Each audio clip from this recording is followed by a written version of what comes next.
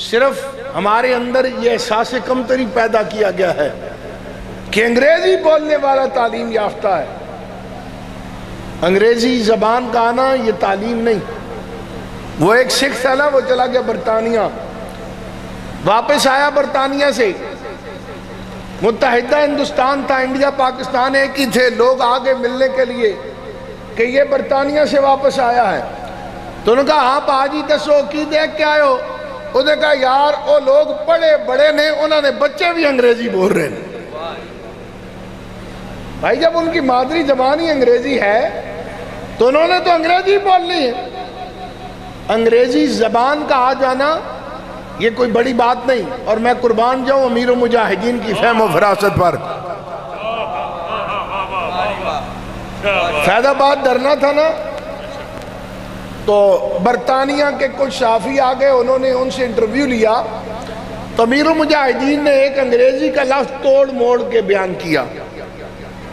تو ظاہر ہے ہم نے تو اپنی سوچ، میں نے کہا ہمارے قائد ہیں یہ لائیو جائے گا، تو میں نے کان میں وہ لفظ بول دیا صحیح کر کے.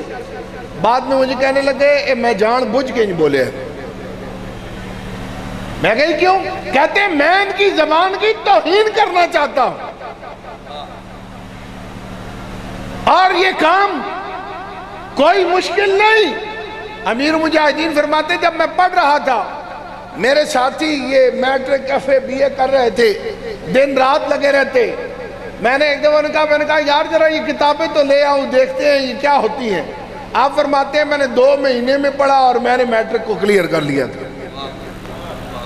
حافظ قرآن کو اللہ نے حافظہ بھی بڑا عطا کیا. یہ دیکھیں نا کتنا مشکل کام ہے نماز تراویح میں یاد رکھنا کہ کون سی آیت پر میں نے رکوع کیا ہے، شروع پھر کہاں سے کرنا ہے. یہ ساری باتیں یاد کرنا. عام بندہ جو ہے وہ سورہ فاتحہ پڑھتا ہے، اگلی سورت بھول جاتا ہے، نہیں یاد رکھتی. یہ حافظ قرآن کا اعزاز ہے.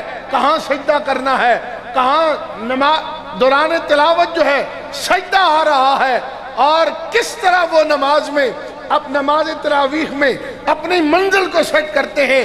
یہ ان پر اللہ کا فضل ہوتا ہے. اور میں قربان جاؤں آپ کی عظمتوں پر بھی. پھر قوالی کرنے والے کو 1 گھنٹے کا 5 لاکھ ہے، اور رمضان پورے میں قرآن سننے کے بعد پورا 10,000 روپیہ محلے سے مانگ کر آپ دیتے ہیں.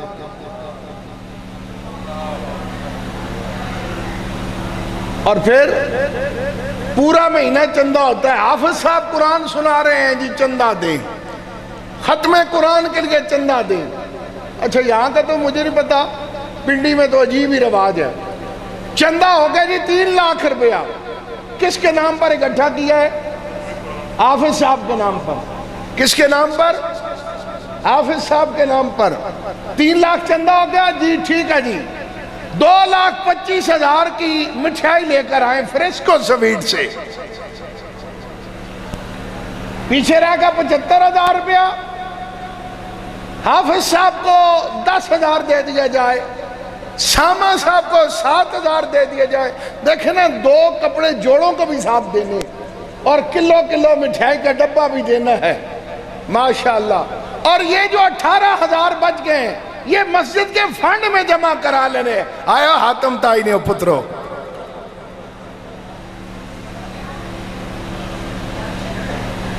اور مولوی صاحب اگر جمعۃ الوداع کو پہن لے سوٹ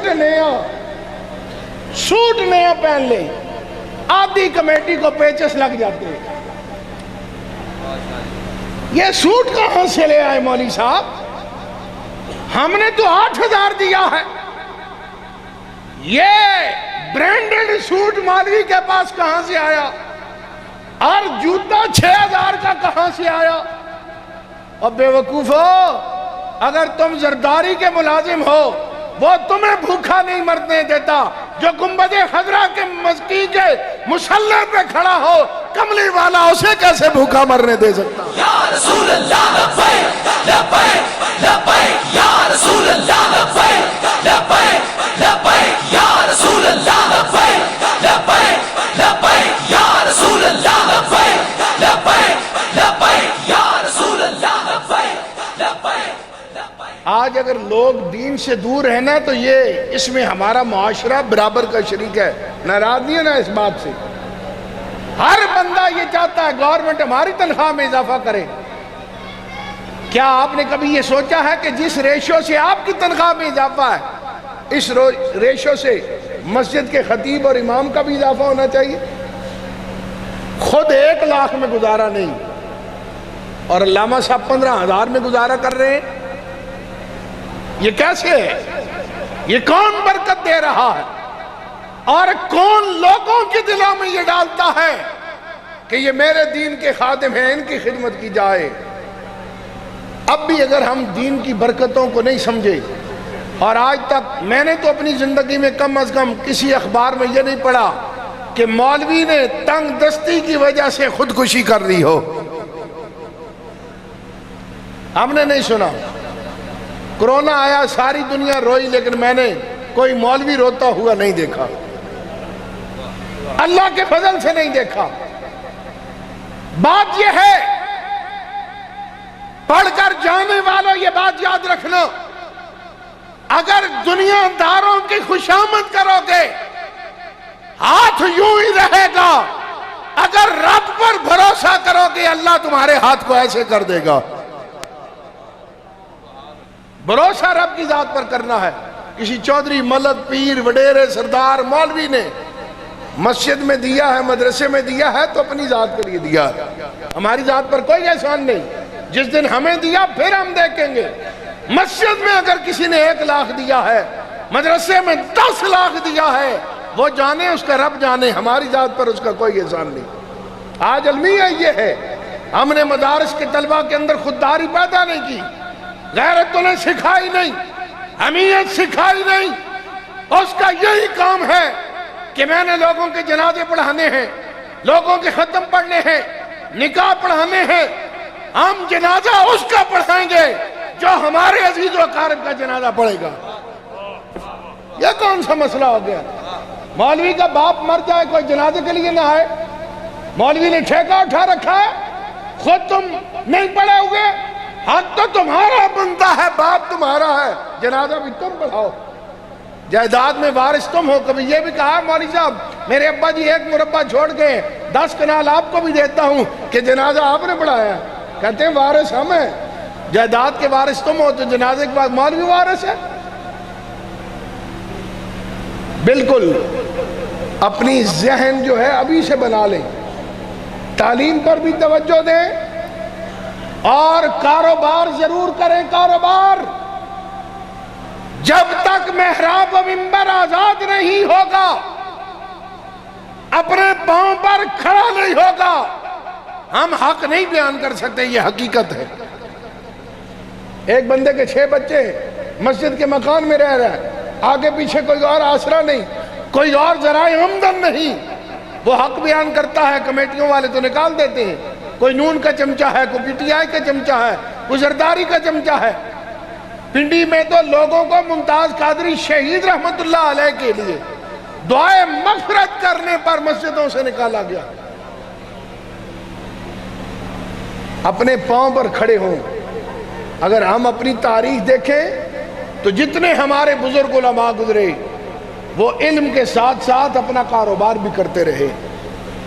ہمیں اس طرح سوچنا پڑے گا، ایک دوسرے کا دست و بازو بننا پڑے گا، ہمیں ایک نظام لانا پڑے گا۔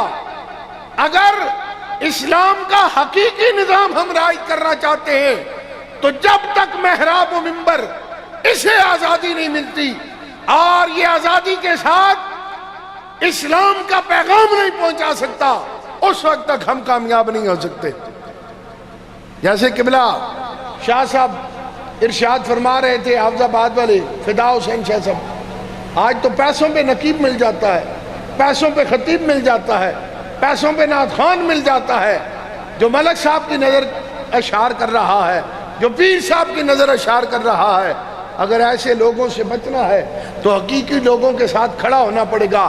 آج مشکلات برداشت ہم کر لیں، ہم اپنے پاؤں پر کھڑے ہو جائیں، یہ ہو نہیں سکتا پاکستان کی قوم کی تقدیر نہ بدلے۔ اور اس کی مثال ایک علامہ خادم حسین رضوی تھے، ایک علامہ خادم حسین رضوی سرکاری نوکری کو ٹھوکر مار کر آ گئے، اور جب آپ بیمار ہوئے نا تو ڈائریکٹر اوقاف آپ کے پاس آیا، اس نے کہا اب تو آپ معذور ہو گئے ہیں، درخواست دے دیں، آپ کی پینشن لگا دیتے ہیں، کئی لاکھ روپیہ مل جائے گا، قربان جائیں امیر المجاہدین پر۔ آپ نے کہا جو مال میں چھوڑ آیا ہوں حضور کے نام پر وہ میں اب دوبارہ لینے کے لیے تیار نہیں ہوں۔ رسول اللہ لبیک لبیک لبیک یا رسول اللہ لبیک لبیک لبیک یا رسول اللہ لبیک لبیک لبیک یا رسول اللہ لبیک لبیک لبیک یا رسول اللہ لبیک لبیک لبیک یا رسول اللہ لبیک لبیک اور پھر لبیک یا امیر المجاہدین کو اللہ نے وہ عزتیں بھی عطا کی اور مال بھی عطا کیا کہ آپ نے بڑی بڑی کانفرنسیں کی، لیکن اس کانفرنس کے لیے آپ کو نہ چندے کے کوپن چھاپنے پڑے، نہ جھولیاں پھیلانی پڑیں۔ یہ کیا تھی؟ یہ آپ کے اخلاص کی برکت تھی۔ اللہ نے لوگوں کے دلوں میں ڈال دیا، وہ لاکھوں روپے آپ کے قدموں پہ نچھاور کر کے چلے جاتے تھے۔ اس لیے میرے عزیز بچوں، ہم نے اپنے پاؤں پر کھڑا ہونا ہے، اپنے اندر خودداری پیدا کرنی ہے، بڑوں کی عزت اور تکریم ضرور کرنی ہے، لیکن حق کی آواز جو ہے ہمیشہ اس کا ساتھ دینا ہے۔ یہ دنیا آنی جانی ہے، پیسہ آنا جانا ہے، لیکن یہ بات یاد رکھنا جو حق کے ساتھ کھڑے ہوتے ہیں تاریخ بھی انہیں یاد رکھتی ہے، اور روز قیامت اللہ کی بارگاہ سے اجر بھی انہیں ہی ملنے والا ہے۔ میری آخر میں دعا ہے اللہ تعالی مخدوم ذوالفقار حیدری صاحب، آپ کی پوری ٹیم، مسجد و مدرسہ انتظامیہ، ان کے صحت میں جان مال عزت آبرو میں برکت عطا فرمائے، اور یہ ادارہ اہل سنت کا ہے، بڑے اداروں میں انشاءاللہ اس کا شمار ہوگا۔ جس انداز سے آپ ترقی کر رہے ہیں، میرا یہ وجدان کہتا ہے بہت جلد اہل سنت کے بڑے اداروں میں اس ادارے کا شمار ہوگا۔ اللہ تعالیٰ آپ کو نظر بد سے محفوظ رکھے، اور جس مشن پر حیدری صاحب چل رہے ہیں انشاءاللہ ختم نبوت اور ناموس رسالت کی برکت سے اللہ اس مدرسے کو مزید کامیابی عطا فرمائے گا۔ میدان سے بھاگنے والے بھی جی رہے ہیں اور ہم بھی جی رہے ہیں۔ اب کئی لوگ کہتے ہیں اچھا جی یہ بڑے چھوٹے چھوٹے مولوی ہیں، یہ جہاں جاتے ہیں لوگ پھول ان پر نچھاور کرتے ہیں، گاڑی پھولوں سے لاد دیتے ہیں، ان کی بڑی عزت ہے، ہمیں کوئی نہیں پوچھتا۔ عزت تو ہمارے وجود کی بھی کوئی نہیں، ہماری شکلوں کی بھی نہیں۔ بات یہ ہے گولڑے کے تاجدار نے کہا تھا جو ختم نبوت کا کام کرتا ہے اس کی پشت پر تاجدار مدینہ کا ہاتھ ہوتا ہے۔ لبیک یا رسول اللہ لبیک لبیک لبیک یا رسول اللہ لبیک لبیک لبیک یا رسول اللہ لبیک لبیک لبیک یا رسول اللہ لبیک لبیک لبیک یا رسول اللہ۔ آخر میں آپ حضرات سے یہ گزارش ہے کہ ہمارے معاشرے میں ایک بہت المیہ ہے کہ اکثر لوگ ماں باپ سے جھگڑ پڑتے ہیں اور ان کی نافرمانی کر دیتے ہیں، کئیوں سے گستاخیاں ہو جاتی ہیں، ماں باپ ناراض ہو جاتے ہیں۔ تو جلیل القدر علماء، مشائخ اور مفتیان کرام یہاں تشریف فرما ہے، ان کی موجودگی میں یہ عرض کرتا ہوں جو ماں باپ کا گستاخ ہے وہ پکا جہنمی ہے، اس کی کوئی عبادت قبول نہیں۔ لہذا پہلے اپنے ماں باپ کو راضی کریں۔ یہ سوشل میڈیا پر لگایا ہوا ہے جانے انجانے میں مجھ سے کوئی غلطی ہو گئی مجھے معاف کر دینا۔ لوگوں سے معافی مانگتے ہوئے شرم نہیں آتی، اور ماں باپ سے معافی مانگتے ہوئے شرم آتی؟ ماں باپ کے قدموں میں گر جائیں، جن کے زندہ ہیں وہ معافی مانگے، اور جن کے دنیا سے چلے گئے وہ قبروں پہ جا کر معافی مانگے، وگرنہ ماں باپ کے گستاخ کی بخشش نہیں، اور نہ اس کے لیے آخرت میں کوئی حصہ ہے۔ اگر اپنی کمائیوں میں برکتیں چاہتے ہو اپنے ماں باپ کی خدمت کرو اور ان سے دعائیں لو۔ آج المیہ یہ ہے حضرت صاحب میں 40 سال سے مرشد خانے پہ ہوں، اچھا جی تو 40 سال سے مرشد خانے میں مر رہا ہے اور تیری ماں جو ہے کھیتوں میں ہل چلا رہی ہے، وہ بکریاں چلا رہی ہیں، باپ دوائی کو ترس گیا ہے، تو پیر کے پاس کیا کر رہا ہے؟ رب نے پیر کی خدمت کا حکم نہیں دیا، ماں باپ کی خدمت کا حکم دیا ہے۔ خرابی یہاں سے پیدا ہوئی، نعت خان کو نذرانہ دے آئے، خطیب کو دے آئے، پیر کو دے آئے، ماں جو ہے کئی سال ایک ہی سوٹ جو ہے وہ عید پر پہنتی ہے، بیٹوں کو شرم آنی چاہیے، اپنے ماں باپ کی خدمت کریں۔ اور یہ نسخہ دے کر جا رہا ہوں، تنخواہ چاہے تھوڑی ہو یا زیادہ ہو، حصہ مقرر کر لو، بے شک 500 روپیہ ہی کیوں نہ ہو، ہر مہینے اپنی ماں باپ کی خدمت ضرور کیا کرو، پھر دیکھیں اللہ روزی میں برکت دیتا ہے یا نہیں دیتا، ماں باپ کی دعائیں ساتھ ہوتی ہیں یا نہیں ہوتی۔ آج ہمارا المیہ یہ ہے، ہم اسلام سے میلوں دور ہو گئے، اسلام نے جن کا حیا کرنے کا ہمیں کہا، جن کی خدمت کرنے کا کہا، جن کی دعائیں لینے کا کہا، ان سے ہم دور ہو گئے اور شب براتیں منا رہے ہیں، بڑے کھانے پکا رہے ہیں، نہ اس شب برات کا کوئی فائدہ ہے، نہ اس کھانے کا کوئی فائدہ ہے۔ جس کے ماں باپ ناراض ہیں، اگر دنیا اور آخرت کی کامیابی چاہتے ہو تو اپنے ماں باپ کے قدموں سے لپٹ جاؤ، ان کی خدمت کرو۔ میری دعا ہے جن کے ماں باپ زندہ ہیں، اللہ ہم سب کو ان کی خدمت کرنے کی توفیق عطا فرمائے، اور جن کے اس دنیا سے چلے گئے اللہ ان کے درجات کو بلندی